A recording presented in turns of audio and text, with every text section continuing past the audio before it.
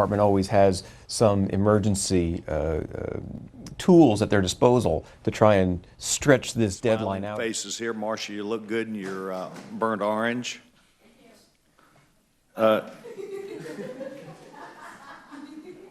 Jan, you look awesome in your red blazer.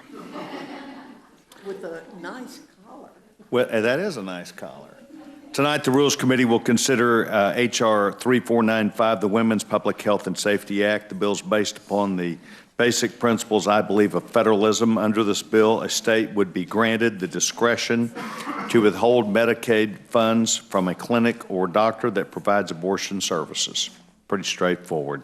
H.R. 3495 represents a continuation of efforts to pass meaningful legislation that prioritizes opportunities that represent values and sanctity of human life, which we believe is important, and which we heard from the Pope last week about how important all life is. This gives an opportunity for states to use federal funds accordingly. With us today is the gentlewoman from Tennessee, Marsha Blackburn, the Energy and Commerce Committee, and joining her is her colleague, Jan Schakowsky, in red. So we have orange and red today. Before we have both of our witnesses that come forward to give testimony, I'd like to defer to my dear friend, the gentleman from Massachusetts, for any opening statement he'd like to make. Gentleman's recognized. Well, thank you, and I welcome you both here today. I just want to state for the record that the law in this country is that no federal funds can be used for abortion. And I just want to remind my Republican colleagues that we are only days away from another government shutdown. And the last government shutdown that my friends thrust upon the nation cost the American taxpayers $24 billion. And so I have a hard time believing that preventing Medicaid patients from seeing their doctors is the best use of our time. But you're in charge, so you run the show, and I look forward to the testimony, and thank you very much. I thank you very much, and I'd like to just briefly address the issue that the gentleman brought up because it's a good point, and that is we are very concerned and recognize the constitutionality of what we're trying to do as well as the calendar. And we are awaiting at this time the United States Senate, who is gaining their momentum, to decide the piece of legislation. And you will find that we'll be asked to come back to the Rules Committee sometime as quickly as the United States Senate does their work. They have been working on these issues diligently, holding votes, having discussions, working with each other. We're trying to do the same over here, and I do appreciate the gentleman. I know he and I will be on the floor, or Mrs. Slaughter, or Judge Hastings, or Mr. Polis, and we will be talking about the importance of ensuring that this government and the continuity of funding streams continues. And you have my highest of commitment from, I believe, the Rules Committee side, knowing that we will, as quickly as we can, be calling a hearing. We will not delay at all the work that needs to be done, and will get us to the floor so that this body can act accordingly. Well, and I do appreciate the gentleman. And I appreciate the gentleman's reassurance, but as recent history has taught us, that just because the Rules Committee considers something and even reports out a rule doesn't mean that the Republican conference accepts it. And we found ourselves on a number of occasions coming back to the Rules Committee with trying to manage a crisis. So, I hope we can keep the government open, but I think that's what our priority should be. And again, beating up on poor women is not my idea of a constructive use of our time, but I yield back my time. Thank you very much, and I appreciate the gentleman very much. Ladies, please, if you'll feel free to come to the witness table. Both of you are no strangers to the Rules Committee, to your friends that count on you not only being here and giving us expert witness testimony, but also the graciousness that you bring representing yourself, your district, your party, and your ideas. And as Mrs. Blackburn knows, Ms. Schakowsky, and you've been up here plenty of times, we try and deal with difficult subjects in a polite and respectful way. And we try and do that, and you will be afforded that also. And Mrs. Blackburn represents thoughts and ideas that I agree with, but even when I don't agree, you will be given the assurances that you'll be dealt with fairly up here. And so I want to thank both of you for being here. Without objection, anything you have in writing will be entered in the record. We encourage you, because we've got an awesome stenographer up here, to give her whatever you've got, and encourage you also to speak into the microphone with that green light on when you're given that time. The gentlewoman from Tennessee, the wife of Mr. Chuck Blackburn, my dear friend, is recognized. Thank you, Mr. Chairman, and I appreciate the opportunity to come before you on H.R. 3495.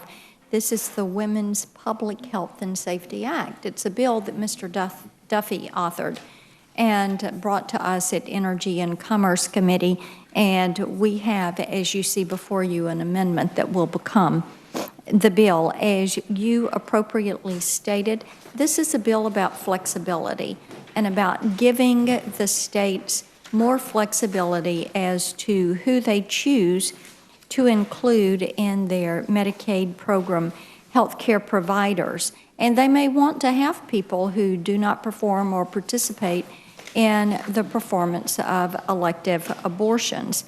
And we have some states who have sought to end their Medicaid contracts, and they have been blocked from doing so by CMS. Currently, we have 4 states that are in litigation. Louisiana, Arkansas, Alabama, and Utah are in litigation over these very issues.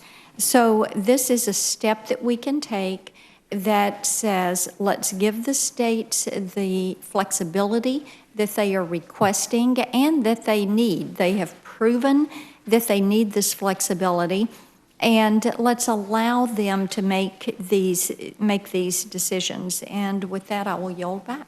Thank you very much. Ms. Schakowsky, welcome. Delighted that you're here. If you please make sure that green light is on. The gentlewoman is recognized.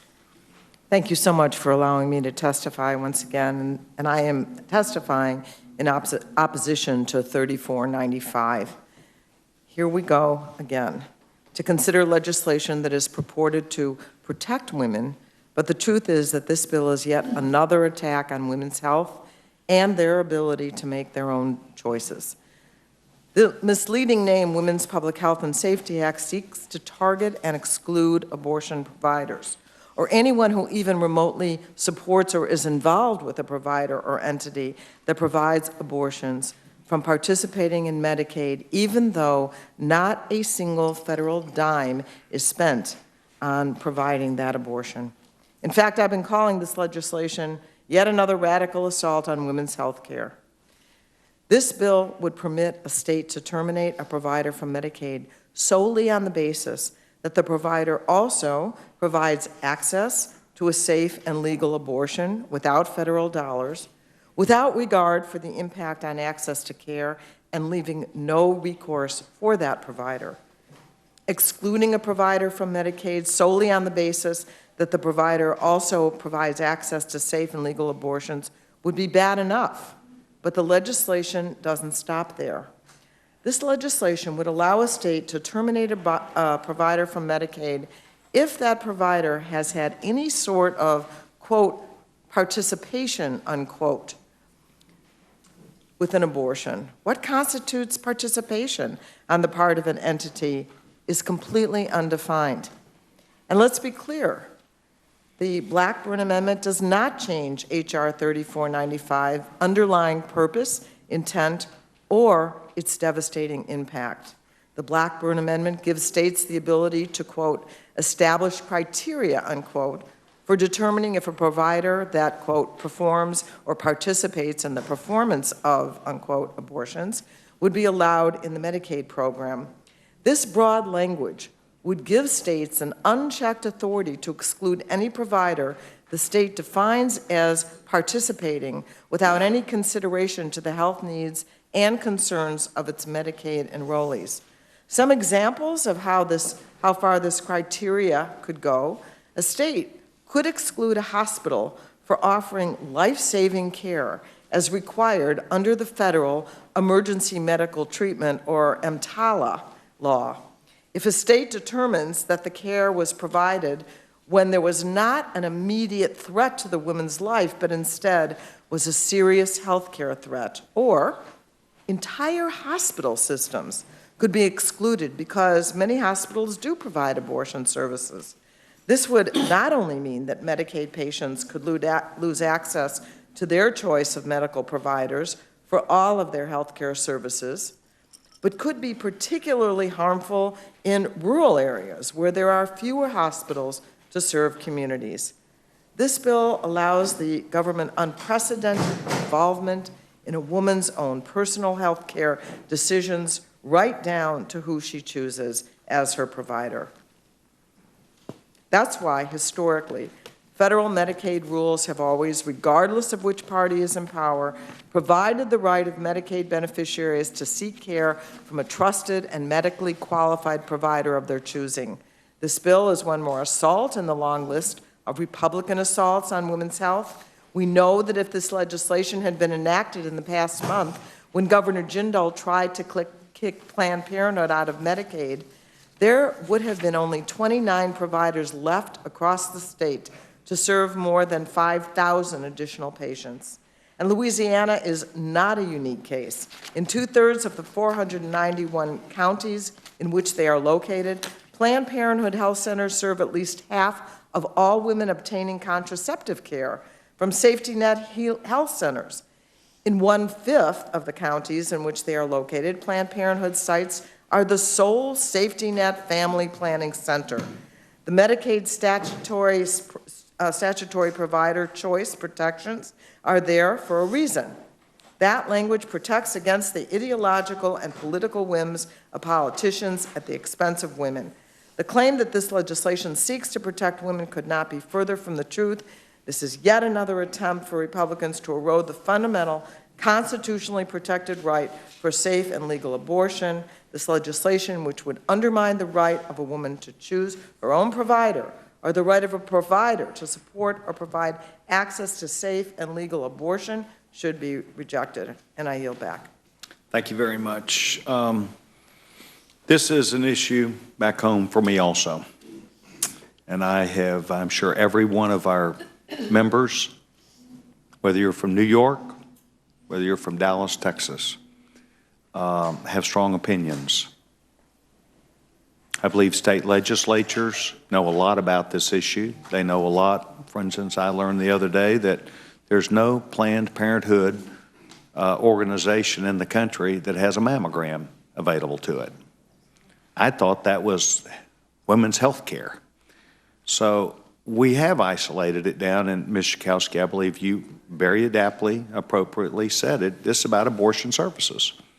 And I think the states should be given that latitude therein. And so I respect you being here, Ms. Blackburn. I thank you for bringing the bill, and I'd like to say thank you to both you and the gentlewoman from North Carolina. The Vice Chairman of the committee is now recognized. Thank you, Mr. Chairman. In the interest of time, I will say that I will associate myself with your remarks on why we're here today and the concerns that the people in our districts have on this issue. It is the #1 issue I hear from everyone in my district, and I think we are doing the right thing with this legislation. I thank Mr. Duffy for introducing it and Ms. Blackburn for bringing it here. I respect our colleague, Ms. Schakowsky, but totally disagree with her, and yield back. Gentlewoman yields back time. The gentlewoman, the ranking member, Mrs. Slaughter, is recognized. Thank you very much, Mr. Chair. Appreciate that. I think we all know very well why we're here. We're trying to get enough votes to pass a CR. And somehow if we throw out something extraneous like this that may assuage people somewhere, but I'm not getting any great clamor, never have had about this. I'm not sure about the mammogram issue either, because I know that Planned Parenthood does a lot of cancer screening, and I really need to check on that. But in any case, I ask unanimous consent to put the statement of the administrative Without policy. objection. And let me read it. It's very short. Administration strongly opposes House passage of H.R. 3495 because it would restrict women's health and reproductive choices. H.R. 3495 would permit a state Medicaid program to stop paying for any covered benefits provided to eligible individuals by qualified health care providers solely because those providers were involved in abortions. Long-standing federal policy, which we already know, already prohibits the use of federal funds for abortions, except in cases of rape, or incest, or when the life of the woman would be endangered. Now, by permitting the withholding of federal Medicaid funding for those providers, clinics, or hospitals, H.R. 3495 likely would limit access to both critical women's health services and health care throughout local communities across the nation, and would have a disproportionate impact on women and low-income individuals. Moreover, it would undermine a woman's right upheld by the Supreme Court to make her own choices about her body and her health care, and if the President were presented with H.R. 3495, he would veto the bill. And the question that I would like to ask Congresswoman Blackburn, is this constitutional? Thank you, Ms. Slaughter. You know, we have the requirement by House Republicans that you have to state the constitutionality of the bill. Do you have to And check of on it course, before you do that? Your Rules Committee actually handles that check. Mm-hmm. So I'm sure that they can present that to you. The point Since this of is a protected right under the Constitution, Roe v. Wade, it really seems odd to me. I know that every time they try to do cases where they change the limits of how long the first trimester is or permitted, that the courts all restrict them every single time. So I guess this would be just another court case if it were to become? Oh, no, ma'am, I don't think so at all. What the absence of this bill is what is called the court cases. As I said earlier, you have 4 states that are currently in litigation right now. Because they tried to pass a bill like this? No, ma'am, because they were trying to do some restrictions on their providers. And they will, is this federal court? Ms. Schakowsky, you know about these 4 cases, 4 states? I don't know, I wanted to make another comment if I could. Yes? I think that the point is also, this would not just take away funding for that portion of the services that a health care Planned provider. Parenthood does, That right. means that it Close would down a close hospital. down a provider, a clinic, or an entire health care system that. For all for Medicaid all- patients? Yes. Yes. It would provide all the services. It certainly is drastic to try to assuage people's concerns so they can vote for the CR. We know why we're here, and we don't have any misunderstanding about that, and we're here to, on our side, to show that we show up for a Rules Committee. But I would seriously, because 4 states are trying to do it, and you want to do it here because you think that would make it legal for those 4 states? I think that what we're hearing. Or would it not still be a constitutional issue? What we're hearing from the states is they would like the flexibility to determine who is the provider in their Medicaid program. Now, as you will remember, back in the mid-'90s, the many states went through the CMS waiver process in order to be able to do experimentation with the delivery systems for health care Right, that's strictly controlled. in their states. But that doesn't have anything to do with a constitutional question. What this has to do with is the determination of how the states utilize their funds that they are receiving. And there is But you do in restrict this, it to Ms. people Slaughter. who are providing services for women's There is reproductive nothing health. in this that restricts a woman's right or access to abortion. Absolutely nothing. It does if you take As away a the people matter- who can well, as a provide it. If matter you of shut down a fact- hospital or a healthcare clinic, No, you don't think so? You reposition that. You know, and something that's important to You realize reposition it? is you reposition the funds. That's exactly what we have done. Good The grief. community health centers are, see, Planned Parenthood has Well, put- they have let me put reclaim their- my time, Ms. Blackburn. There's no question here. The community health centers have made it perfectly clear they can't take this on. Oh, yes, This they is can, not on, and they because do. 99% of the work that's And they done do. by They have Planned been. Parenthood, that They you're, the have one been. you want to fight, has nothing in the world to do with abortion, and a number of Planned Parenthood centers don't do abortions at all. And so what you're saying here, when you talk about repositioning it, I think what you're really doing is you're taking away needed health services. They also serve men who come to Planned Parenthood for services and health diagnoses and things that they are medicines that they're allowed to have. I've been absolutely, ever since we passed the health care bill, It has absolutely astonished me, and I can't for the life of me understand why you all want to take health care away from people. It's beyond me. People who can afford it can get it, and if you don't come in that category, you're out of luck as far as Congress is concerned. I yield back the balance. Chairwoman yields back her time. Thank you very much. The gentleman from Georgia is recognized. Thank you, Mr. Chairman. I apologize for being a few minutes late, and there must have been something discussed that I am unaware of, and I'll ask my colleague from the Energy and Commerce Committee, Ms. Blackburn. I have read this legislation from front to back, and I don't see any language closing any facilities for anybody, but that's the conversation I walked in on. Has something been added to this bill that would close a facility? Mr. Woodall, there is nothing in here that closes any facility. What it does is to allow the states the flexibility they have asked us if they could get for utilization of those funds and participants in their Medicaid delivery system. And as we have seen, as Planned Parenthood has reduced the services that they offer to women, and most of the women's health care services now are outsourced, if you will. And it's important, the states are saying we really need some more flexibility. And as I said, there are 4 states who already are in a lawsuit over this issue. So as we look at the funding on women's health, what we want to do is make certain that the money is going to get to the point where it will meet the needs of those communities, and flexibility is helpful in that regard.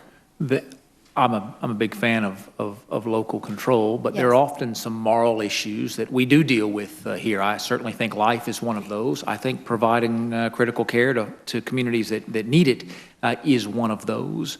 I was looking for the mandate in this language. Is there a requirement that a state? No, it's a flexibility requirement. And Mr. Duffy had done the bill, and then when it came to Energy and Commerce, we did an amendment that becomes the bill. And as you can see, it is Section 2, increasing state flexibility in determining participation of providers who perform or participate in the performance of abortions.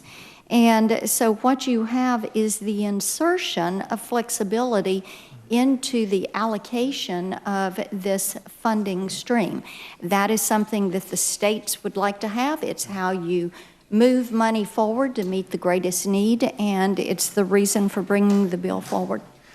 I tell constituents back home when they talk about the fights that happen in Washington, sometimes we're just fighting about how to love on each other. And we disagree about what loving on each other looks like here. When it comes to health care and issues as difficult as some of these are, I feel certain that there's no one in this room that's going to love on the constituents of Georgia more than the folks who run the Georgia Medicaid program. I appreciate you bringing this bill to give them that flexibility. Thank you. With that, Mr. Chairman, I yield back. Thank you very much. Mr. McGovern. Yeah, thank you, Mr. Chairman. Yes, sir. I just feel it's important to state for the record, just so that people kind of understand this, that each year Planned Parenthood offers preventative services to millions of women to screen for cancer and sexually transmitted infections and to prevent unintended pregnancies. More than 90% of services provided by Planned Parenthood health centers are preventative, including primary care services such as contraceptives, sexually transmitted infection testing and treatment, and cervical and breast cancer screenings. Each year, Planned Parenthood health centers provide nearly 400,000 cervical cancer screenings, nearly 500,000 breast cancer screenings. I'm looking at some of the testimonies on behalf of Planned Parenthood. I have a testimony from a woman named Ashley who, let me quote, says, "When I was 23, I found a lump in my breast. I made an appointment at Planned Parenthood. The nurse practitioner found the lump and arranged for my first mammogram. I had a biopsy and the lump removed. It came back negative. Planned Parenthood even put me in contact with a group to help me pay for the procedure. Normally, it would have cost $1,200, but I paid approximately $200, which was all I could afford. If it weren't for Planned Parenthood, I would not have been able to get the procedure and keep myself healthy." I can go on and on and on about this. But whether or not this will shut down a hospital, if you deny them the right to a Medicaid reimbursement or a health care system, it might very well, Mr. Woodall, depending on the hospital we're talking about. But at a minimum, what you're saying is that somehow it's okay to shut off health services for poor women, because Medicaid serves low-income populations. So what you were doing is denying access to, in many cases, life-saving preventative care to poor women, which I think is, quite frankly, offensive. Now, I just want to, and I do this every time we have a bill before I'm doing it quite a bit now because we have more and more bills that fall into this category, but does anybody believe in regular order anymore? Or Yes, sir. Yeah, well, I do. then, you know, and again, given the fact that this bill, I mean, doesn't have to be voted on today. I mean, you could do it next week. But, I mean, were there any hearings on this bill? Was there a markup? Ms. Blackburn, do you recall a hearing or a markup on this bill? We did not do a hearing on this specific bill, but we have so no done markup either, lots I of assume. hearings. No, we haven't done a So, markup. I mean, We have guess, done lots of hearings but that's on regular the order. issue. That is Yes. regular order. And again, I know, you know, some of the critiques of this bill are that you know, its broad use of language could have unforeseen consequences for patient care. And I just say to my colleagues on the Republican side, I know you control the House, but is it too much to ask that we go through the committee process to examine some of these concerns? I know you guys think you know everything, and everything to you is really clear, but there is people go on these committees for a reason, so they can have a say in the legislative process, and routinely they get blocked out. So here we are with a bill that is not urgent, that has not gone through the committee process, that has not gone through any markups, that is designed to punish poor women and take away their access to health care. And I just think this is a lousy process. It's a lousy bill. But at a minimum, even if you bring lousy legislation before the Rules Committee, it ought to go through regular order. The committees ought to mean something in this Congress, and increasingly they mean nothing. With that, I yield back my time.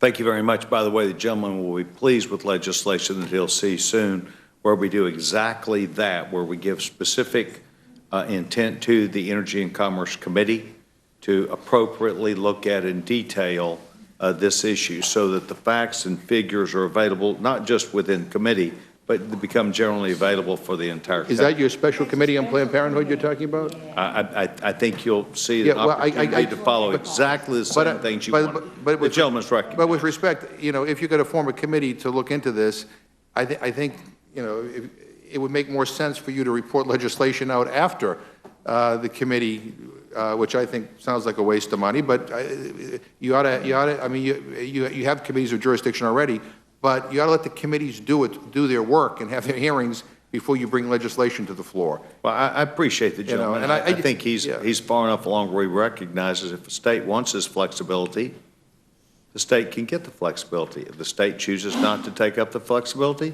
they won't get the flexibility. So if you have a governor or a state legislature that basically wants to take away the right of a woman to make this very difficult choice with regard to abortion, then they will do it, notwithstanding what the Supreme Court has said. You somehow think that's okay. Or if a health care provider provides abortion services to women, which is legal, that you are saying that the state legislature should have the right to take away all Medicaid reimbursement to that health care system for cancer screenings, for other preventative care. I mean, come on. I mean, I guess the good news is that this is going nowhere.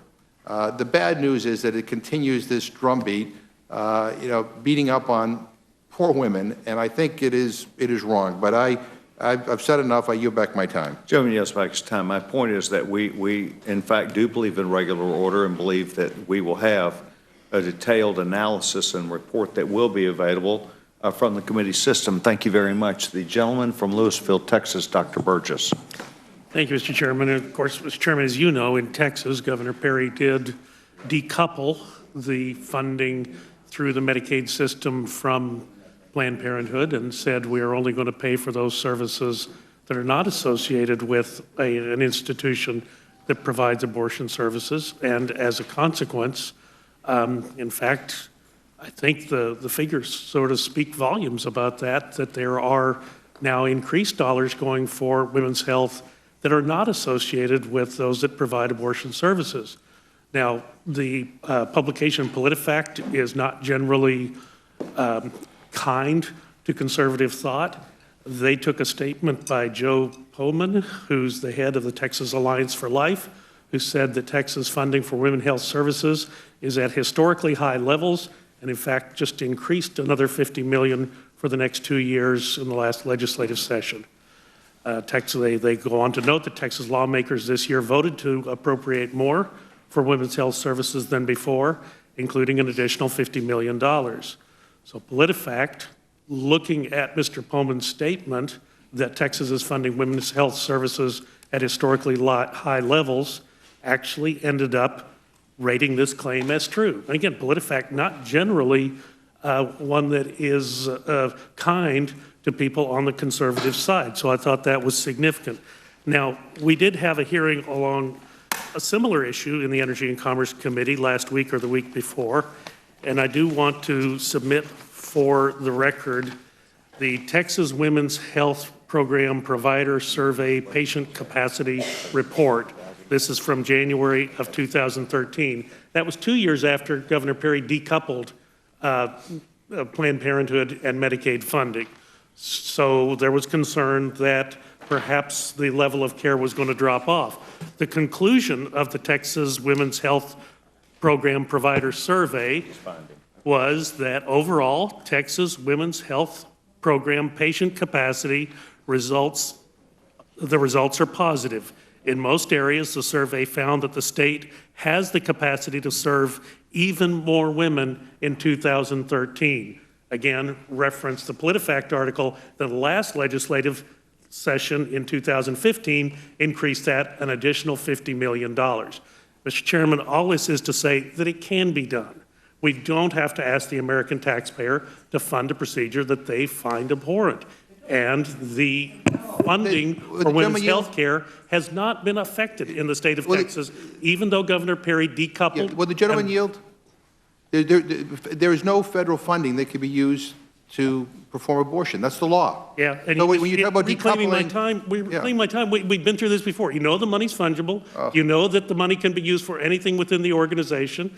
So I think actually for the people of Texas, Governor Perry set us on a good path, and this provides the flexibility for other governors to do the same. So, Mr. Chairman, I'm grateful to our witnesses. I'm grateful for the presentation today. I thank you for having the hearing. I'll yield back my time. I thank the gentleman very much from Louisville, Texas. The gentleman from Florida, do you seek time? Judge Hastings? Yes, Mr. Chairman. The gentleman is recognized. Mr. Chairman, in Yes, the sir. movie Frozen, which I've had the good fortune of seeing several times with my grandchildren, both granddaughters, the character Elsa sings a song. I wish I knew all of the words to it. I should as much Excuse as me just a second, Judge Hastings. Is your microphone on? Yes, it the is, witness? Mr. Chairman. Okay, they're saying they cannot hear you. Yeah, I'm saying that in the movie Frozen, the character sings a song that says, "Let it go." And let it go is what the Republicans need to do, not just with this particular measure, but there seems to be this obsession that I've witnessed now for 22 years of involvement with what a woman's right to choose is. And like Mr. McGovern, I associate myself with his remarks. The dramatic thrust seems always to go toward poor women. And that by at least my reasoning allows that rich women that have abortions don't have this problem. And if we were to just listen to people, I guess we figure that rich women don't have abortions. I think I've told the story when I was a child, when wealthy women got pregnant, it was that they would go to Europe on vacation for a period of time.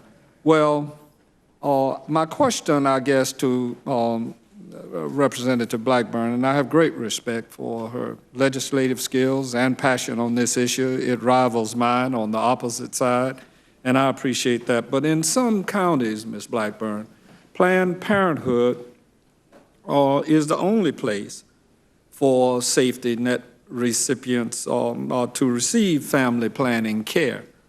And so where do you recommend that they seek treatment if the provider has been expelled from the state's Medicaid program? And I heard you earlier say that they would go into the system, but there are some counties that don't have community health facilities.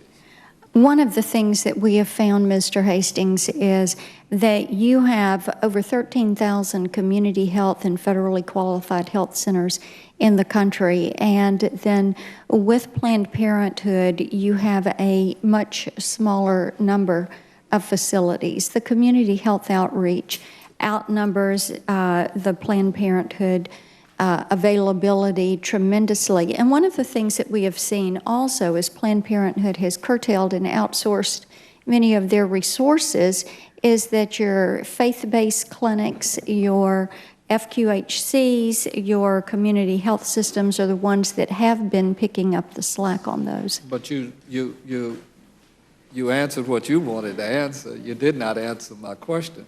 When no facility exists, other than Planned Parenthood, where would you have women? In rural and underserved areas, I am not aware of there being any county in this country where there is counties where there are no community health centers?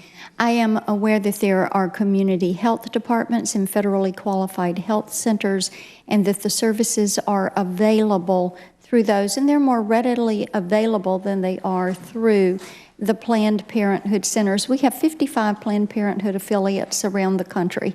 Some of them have as many as 20 different clinics. Just reclaiming my time for a moment, I agree with you that community facilities, if you look at the overall number, outnumber the number. Yes, and the access is greater. You still are not getting to the root of my problem. Ms. Schakowsky. I want to make the point, this bill does not specifically mention Planned Parenthood. And so there are counties and there are community health centers that do, with their own money or private insurance money or whatever, provide abortion services. So this is legislation that could also take those providers out of the system. This deals with anyone. The state could say, for example, Cook County, if the legislature decided that Cook County health systems, and that's clinics and it's also the hospital, could not be a Medicaid recipient because with non-federal money for poor women, it does provide the whole range of services, including abortion services. The state legislature, I guess posing as doctors, would decide that this health service should not be available. And that would be that. Yeah. It would seem that the legislation itself is incredibly far-reaching and would essentially allow a state to exclude any provider or entity that has provided an abortion, or any entity or provider that has had any sort of association or involvement with abortion. Listen to the language, and I ask unanimous consent to include a letter over the signature of Mark DeFrancesco. Without objection, I'll be entered in the record. Who is the president of the American Congress of Obstetricians and Gynecologists. He says, on behalf of the American Congress of Obstetricians and Gynecologists, representing 57,000 physicians and partners in women's health, I urge you to vote no on the Women's Public Health and Safety Act. This intentionally vague bill should not be enacted into law. In falling far short of any standard for sound federal health legislation and policy, it would serve only to scare providers away from providing comprehensive, compassionate care to women and leave women without the care they need. America needs more OBGYNs participating in Medicaid program, in the Medicaid program. This bill would do the opposite. When it comes to the House floor, I urge you to vote no. Don't be fooled by the title of this bill. This legislation is nothing more than the latest in a string of attacks against women's health. I find it passing strange that where current law denies federal Medicaid coverage of abortion, and that Congress currently imposes unfair limitations on insurance coverage of abortion. Federal dollars are withheld from covering a woman's abortion except in limited circumstances, and we all know those. And federal insurance coverage of abortion is restricted. So I don't know why we're here other than what Ms. Slaughter said, and I'd like to associate myself with her remarks. All we're doing is giving some currency to those who don't want to vote for a clean CR. I might add, Mr. Chairman, I'm in full disagreement with waiving the 6-committee rule for Energy and Commerce to form some committee to go on yet another unnecessary probe into not only an organization, but just to give vent to the feelings of some. I don't want a special committee to preserve providers. I don't need a special committee to preserve what is the law of the land. Ultimately, what you all seek to do, and it is that you continue down this path, is to set the stage ultimately for the overturning of Roe versus Wade. And that's basically not this little bitty provision here. This is just one of many over 22 years leading in that direction. And I strongly urge that because some people have a view that is different than mine, does not make my view be the prevailing view. But the prevailing sentiment in this country is that women should have the right to control their bodies and to make a determination as to who it is they wish to associate with as a physician. And for a law that limits that association flies in the face of all of the anti-talk about Obamacare, where people were talking about you won't have your right to choose your own physician. And then you come here and say to poor women, hell no, you don't have that right to go to the providers that are in that area. We should be ashamed of ourselves, putting ourselves in that position. And I certainly will stand in complete opposition to not only this legislation, but the ultimate aim that you have, and that is overturning Roe versus Wade. I yield back. Gentleman yields back his time. Thank you very much. Does any other Republican seek time? Seeing none, I would, does the gentleman from Colorado seek time? Yes, the gentleman's recognized. Thank you, Mr. Chair. Ms. Schakowsky, I wanted to see if I'm kind of understanding how this bill works.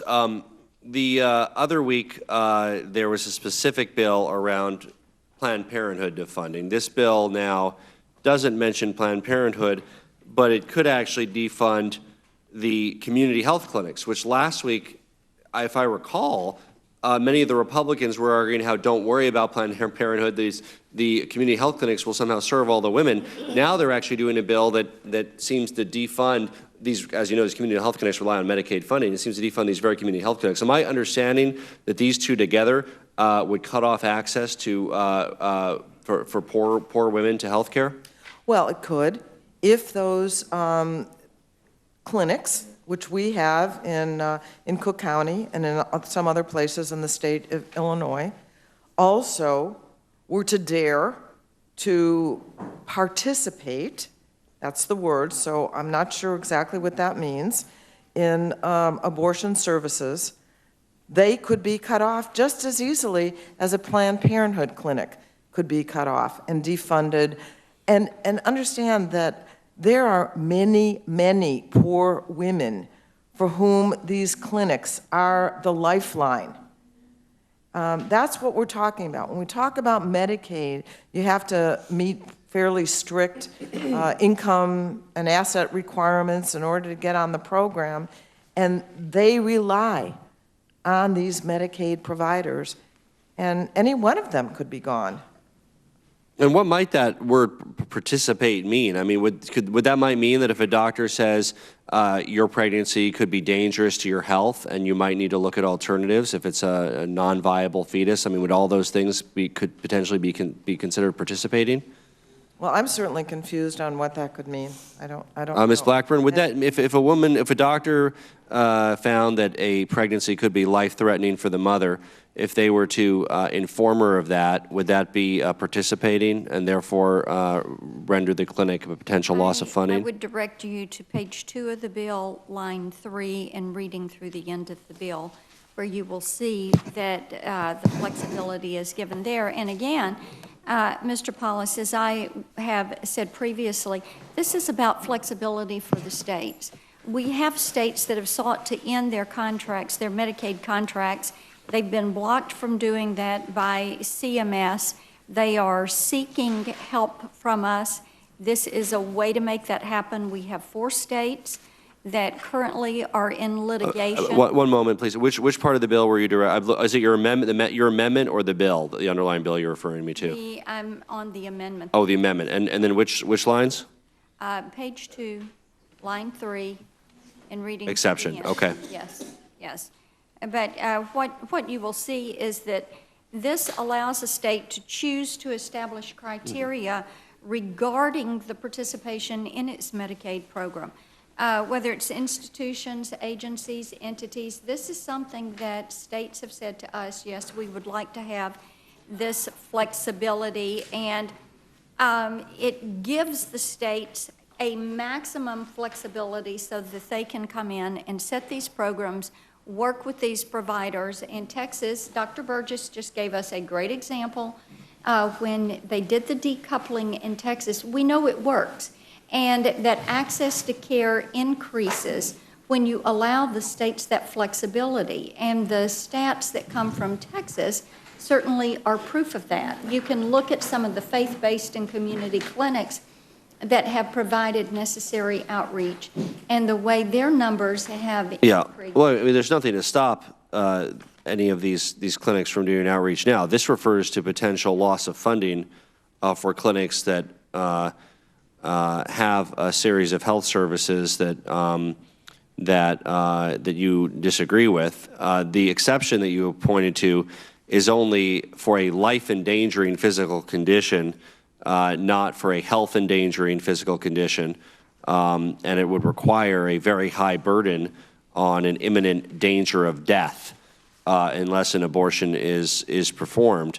You know, often when a doctor is working with the patient, one of the reasons that this is not a good area for government to get involved with is it's a lot more nuanced than that. The doctor might alert the woman that there are high risks with a particular pregnancy, or that the pregnancy could have severe health implications. It may or may not reach this standard of immediately life-endangering physical condition. There's a lot broader set of circumstances which are customarily, in fact, it is the responsibility of a doctor with the Hippocratic Oath to make sure that their parent, the mother, is aware of the impact on her health. So I really see these bills from last week and this week as a double whammy. One, of course, targeting Planned Parenthood specifically. The second one threatening to undercut the very system of community health clinics, which just last week were touted as potential alternatives to Planned Parenthood for women, insufficient as they are, with not enough locations, of course, to serve nearly the number of women that are currently served by Planned Parenthood. So I think that, you know, these two bills are clearly the wrong direction. I think we'll also be talking about another select committee or special committee shortly. You know, again, my view on that is that the only the only committee of jurisdiction on these matters is a woman, her doctor, and God, and any other legislative body simply doesn't have jurisdiction, and I yield back. Gentleman yields back his time. Thank you very much. Seeing no time being requested by any other member, I want to thank both of you for taking time to be with us. As we spoke up front, this is it's an important and sensitive issue, and I appreciate both of our witnesses appropriately presenting their views with respect to each other and this committee, and I want to thank both of you very much for your time. If you'll please make sure you say for awesome stenographer anything you had in writing that you came here with, and thank you very much. This now closes the hearing portion of H.R. 3495, the Women's Health and Safety Act, and the chair will be in receipt of a motion from the gentlewoman from Grandfather Community, North Carolina, the vice chairman of the committee, Mrs. Fox. Thank you, Mr. Chairman. I move the committee grant H.R. 3495, the Women's Public Health and Safety Act, a closed rule. The rule provides 1 hour debate equally divided and controlled by the chair and ranking minority member of the Committee on Energy and Commerce or their respective designees. The rule waives all points of order against consideration of the bill.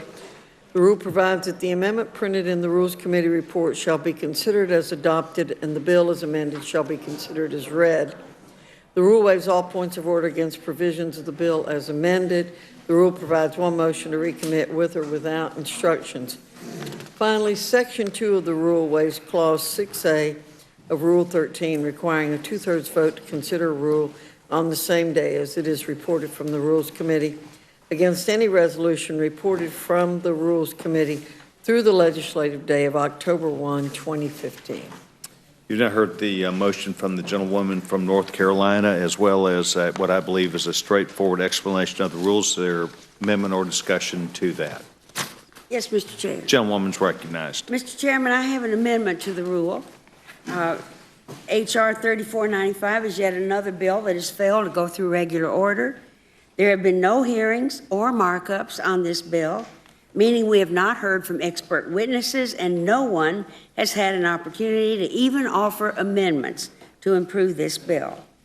Even worse, today's closed rule self-executes a hand-picked Republican amendment denying members the opportunity to vote on it and then completely shuts down the amendment process for the other 434 members. And I'd like to put on the record a statement about what happened in other places where they tried to shut down the Planned Parenthood providers. In Indiana, it led to an HIV epidemic, and I know we all know about that. In Texas, it led to tens of thousands of women not getting care, and in Tennessee has led to a 1,400% drop in services. Is it too much to ask that we follow regular order and allow the House to work its will on a measure of such importance? Mr. Chairman, I move the committee grant H.R. 3495 an open rule so that all members, both sides of the House, have an opportunity to offer amendments to this bill on the floor as we were elected to do. You've heard the amendment and the discussion. Further discussion by any member of the committee? Seeing none, the vote will now be on slaughter amendment. Those in favor signify by saying aye. Aye. Those opposed, no. No. Those have Roll it, noes call, have it. please, Gentlewoman Mr. asks for a Chairman. roll call vote. Ms. Fox? No. Ms. Fox? No. Mr. Cole? No. Mr. Cole, no. Mr. Woodall? No. Mr. Woodall, no. Mr. Burgess? Mr. Burgess, no. Mr. Stivers? No. Mr. Stivers, no. Mr. Collins? No. Mr. Collins, no. Mr. Byrne? No. Mr. Byrne, no. Mr. Newhouse? No. Mr. Newhouse, no. Ms. Slaughter? Yes. Ms. Slaughter, aye. Mr. McGovern? Aye. Mr. McGovern, aye. Mr. Hastings? Yes. Mr. Hastings, aye. Mr. Polis? Aye. Mr. Polis, aye. Mr. Chairman? No. Mr. Chairman, no. Clerk will report the total.